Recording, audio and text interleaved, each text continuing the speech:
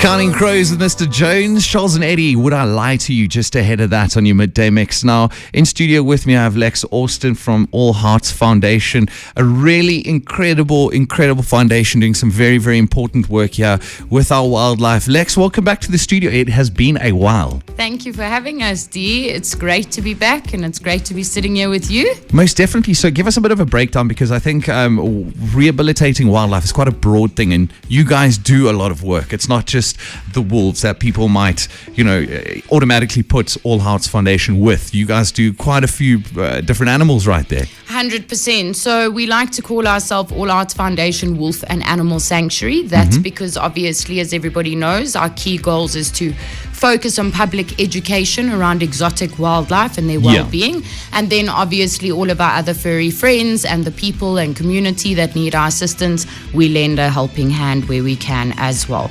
And as you know, in our country, we've got a huge problem with the exotic trade, with people thinking it's okay to buy tigers, wolves, etc., keep them at home as pets.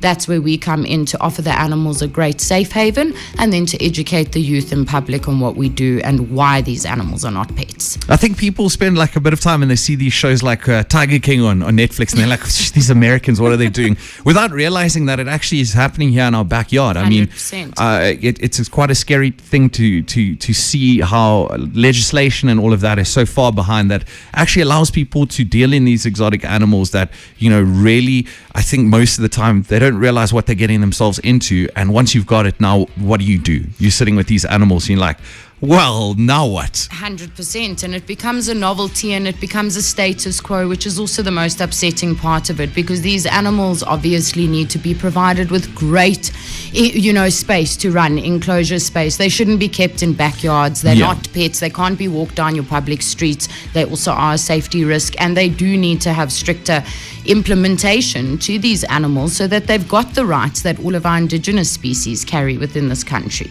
Do you think when people purchase these kind of animals, they are informed about, what's going to be happening? Like you mentioned, can't go into the backyard, you can't take it for a walk. It's quite a dangerous animal that has special maybe dietary needs and a special enclosure, things like that. Without sounding rude, I do think that the general public is misinformed at times. I do think they like to be naive, but I just think all of us do hold common sense. So to know that you're going to have a tiger cub or a wolf running around your garden as a small little pup, and then a couple of months later you've got nearly a full-grown cat walking around your backyard, you should know what you should be able to provide that animal with. And with buying these animals comes a great cost. So if you can afford an animal like that, we always say then rather class yourself as an animal enthusiast and have the appropriate space and farm, etc., to keep these animals. And obviously if they can't, that's where we come in. They make contact with us, and then we do what we can to accommodate those animals and put them either within, for example, the wolves within a pack,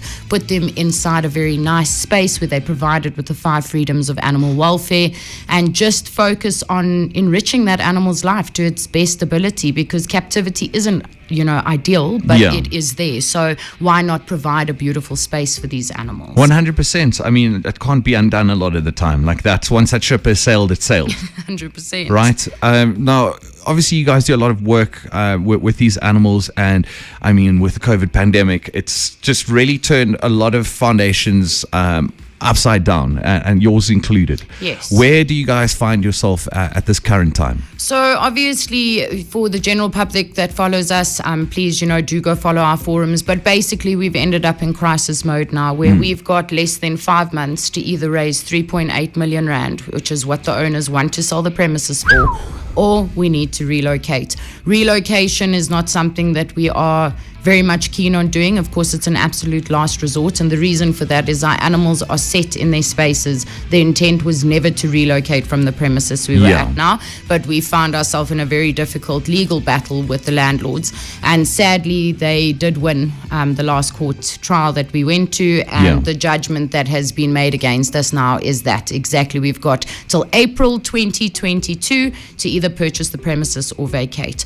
So stress is very high. You know, we kind of all over the show at the moment, not knowing where to go, who to turn on. And that's why, you know, we're blessed that you've had us here today so that we can just let the public know that we desperately need help. And not Ronnie and myself, the animals. The animals are the ones. So we're asking anybody that can to potentially come and help rescue All Hearts Foundation, because nothing is impossible. We just need the correct backing, may it be investors, may it be sponsorship, to come on board and assist us however they might want to. Now, obviously, April's not that far away, and it's a stressful enough thing to run a foundation and keep everything running. But now with this on top of that, I can imagine really adds to the stress and the worry about the animals' welfare. What now happens if we get to April and we don't reach a solution? Because, I mean, oftentimes you guys are like the last stop for these animals. And that's the problem. If we don't reach a solution, then by law, the sheriff and the police can come in and physically remove us. You know, at that point, I'm not sure where the animals would even be relocated to, because as it is, shelters and sanctuaries are closing down all over. Nature conservation is inundated. And this kind of things really stalled us and kept us back from our future goals. You know, yes, COVID was hard and there's always ways to meet resolutions, something we've tried time and time again with the landlord.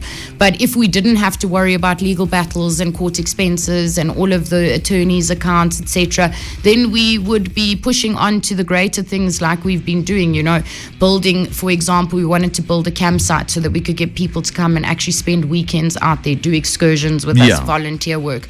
So it's really set us back immensely. So to even think of where we would be, you know, in April 2022 and not having somewhere to go, I just want to cry when I talk about it, because I don't have the answers there, and that's why we desperately need people to help, you know. And it really isn't as easy as moving. We need about 500,000 Rand to rebuild our existing enclosures, because in order to move the animals, you'll need to have enclosures up, nature conservation to come and approve, and then start moving animals across. You'll have vet bills, you'll have the animals going under major stress. You'll have all of us under stress. Then we need to get people to rebuild. And as it is, if I look out there at property, I also don't believe too many people would want to back the idea of us renting again. They would much rather know that we have bought a premises and we're settled 100% and we're safe. Now, in terms of fundraising, I mean, it's going to take quite a bit of fundraising to get to where you need to be in order to purchase this. So what have you guys been busy with up until this point in time? So currently we've got a GoFundMe site up and running. You just put in All Hearts Foundation, you'll find the crowdfunding campaign there. Then we've also got Back a Buddy going. We've been reaching out to sponsors, obviously to radio hosts like yourself, and just trying to spread awareness. We are Section 18A registered, so anybody that would like to potentially donate can also, you know, request the Section 18A certificate that goes for your individual capacity and also in your company's capacity. And then tomorrow, hopefully, we will be in the Citizen newspaper as well. So we're really trying to get it up with the media, just so that, you know, public know where we're at. And be visible, because I think there are a lot of people out there who really do want to help. They might not be able to do like thousands and thousands of rands, but they do want to help for a cause that they believe in. And I mean, I think anyone who's met you and Ronnie know that this is something that you live for. You live and breathe for the animals, and you don't want to put them through any undue stress. I mean, anyone who's, I think, ever moved home and you've had to move some domestic cats or your dogs, you know it's a stressful situation. Now, put yourself in the position of having to do that to wolves and all the other, you know, non-domesticated animals that are there. I can only imagine it's going to be an absolute challenge. So how do we get in contact with you if we're a private person, if we're a company, if we want to, you know, help you with this really valid cause that you guys have going at the moment? So I'm going to revert everybody to the website, because that's the easiest way to get hold of us directly. It is www.allheartsfoundation.co.za, and everything is there. Contact details. You can donate via the website. It can link you to all of our social media forums. And we're asking everyone, you know, a lot of people don't like to just donate 10 Rand. That 10 Rand goes a long way. For sure, especially when there's a lot of people doing it. And that's the thing, and we try and encourage people, because $10, I promise you, we've got 6,000 followers. That's 60,000 Rand a month. If we could get that going on a frequent basis, it really makes the world of a difference. If you can't donate anything, share our posts, network the stuff for us, because there might be somebody out there that can help. Most definitely. I think a lot of people often underestimate the power of a share. 100%. And a lot of the time, there are people out there who have the intention to help and they have the ability to help, but they might just not hear it. And you could be that person who puts one and one together, and we've got a solution. 100%. So it's something we encourage. Everybody serves a purpose, and at the end of the day, we do what we do for the animals because they don't have a voice. So we need to be that voice for them. 100%. Can we get that website one more time, please? Yes, the website is www.allheartsfoundation.co.za. Thank you two for coming through. We really do appreciate it. And I really hope you guys get inundated. I hope that inbox fills up and you reach the goal, because I mean, at the end of the day, this is for the animals. We want to create a safe space for them. These are animals who haven't chosen their situation, but the best thing that you can do is help them be in a situation where they are properly cared for, properly looked after, and they're happy. And to educate is so important, because then we can stop this worldwide problem that we're dealing with.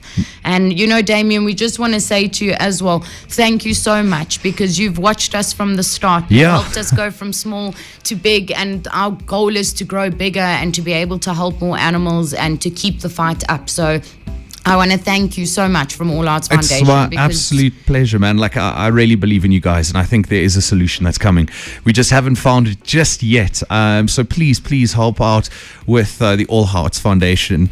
You can find them online. Lex, I did have one more question. Yes. In terms of tours, are you guys doing tours or anything like 100%. We're doing tours. People can also get in touch via the website and book. And it's really a nice day out to come and meet the animals, learn their stories, and physically see firsthand what we're doing. It really changes your perception when you get to see it firsthand. Most definitely. I think then you can also see what goes into, the caring of these animals. Correct. All of the work. Guys, thank you so much. Thank you. Safe travels. And like I say, I hope you guys get absolutely inundated with help. We need to make this happen. All Hearts Foundation. If you can't help, share, subscribe, spread the news. Guys, thank you so much. Thank you.